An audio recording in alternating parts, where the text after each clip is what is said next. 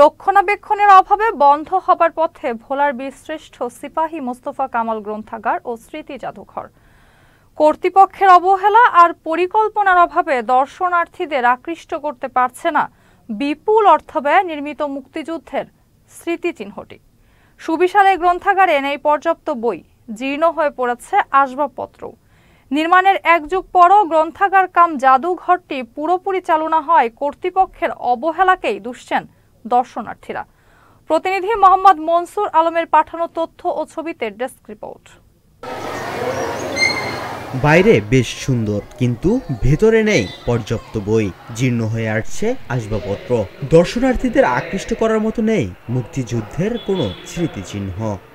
এমনই বেহাল দশা ভোলায় বীরশ্রেষ্ঠ সিপাহী মোস্তফা কামালের নামে গড়ে তোলা গ্রন্থাগার ও স্মৃতি জাদুঘরের। মুক্তিযুদ্ধের অন্যতম বীর সেনানীর স্মৃতি রক্ষায় নির্মিত জাদুঘরটি দেখভালের জন্য নেই পর্যাপ্ত জনবল। এই জাদুঘরে আমি একাই কর্মরত অবস্থায় আছি। পাঠকরা এসে অনেক হতাশ হয়, আমার কাছেই বলে যে আমরা অনেক হতাশ। আমরা মূলত জাদুঘরটা দেখতে আসলাম, কিন্তু এসে জাদুঘরের কিছুই দেখতে পারলাম না। তার কোনো স্মৃতিমূলক, বীরশ্রেষ্ঠ মোস্তফা কামালের কোনো স্মৃতিমূলক কিছু নেই। আমরা গত অনেক দিন ধরেই এই স্কুলে পড়তেছি।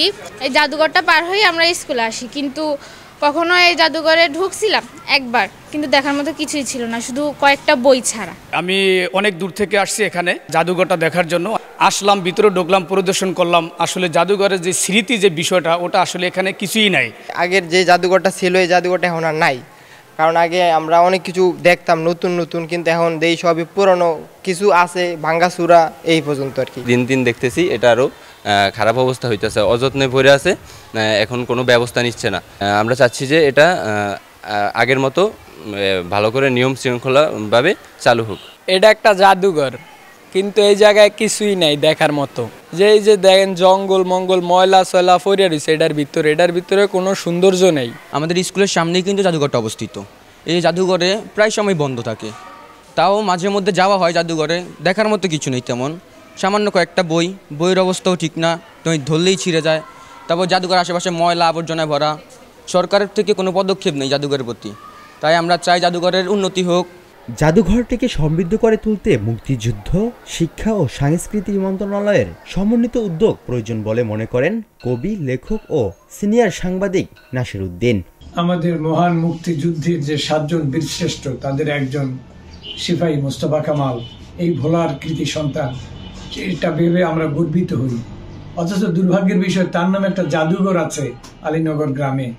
সেই জাদুঘরটি নামই জাদুঘর। জাদুঘরকে সমৃদ্ধ করার জন্য শিক্ষা মন্ত্রণালয়, সংস্কৃতি মন্ত্রণালয় এবং মুক্তিযুদ্ধ মন্ত্রণালয় সমন্বিতভাবে যদি কাজ করে, আর জেলা প্রশাসন যদি এটার মূল চাবিকাঠি হিসেবে সমস্ত কিছু জোগাড় করে, তাহলে এই জাদুঘর দর্শনীয় হতে পারে এবং আলীনগরের সাধারণ মানুষের মধ্যে জাগরণ সৃষ্টি করতে পারে। এদিকে পাঠাগার ও জাদুঘরটির উন্নয়নে কার্যকর পদক্ষেপ নেয়ার আশ্বাস দিলেন জেলা প্রশাসক।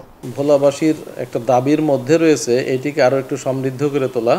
তো যেহেতু এখানে পাঠাগার আছে একজন বীর শ্রেষ্ঠের নামে, আমরা চেষ্টা করব জেলা প্রশাসনের পক্ষ থেকে এই পাঠাগারটিকে আরও বই এবং অন্যান্য ভাবে সমৃদ্ধ করে জনগণ যাতে সেইখানে যায় এবং পড়ালেখা করে, সেইটি কিভাবে সম্ভব সেটি আমরা চেষ্টা করব।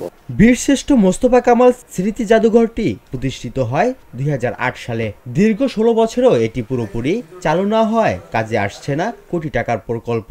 জাদুঘরটিকে সমৃদ্ধ করতে অবিলম্বে প্রয়োজনীয় পদক্ষেপ নেবে কর্তৃপক্ষ, এমন প্রত্যাশা স্থানীয়দের।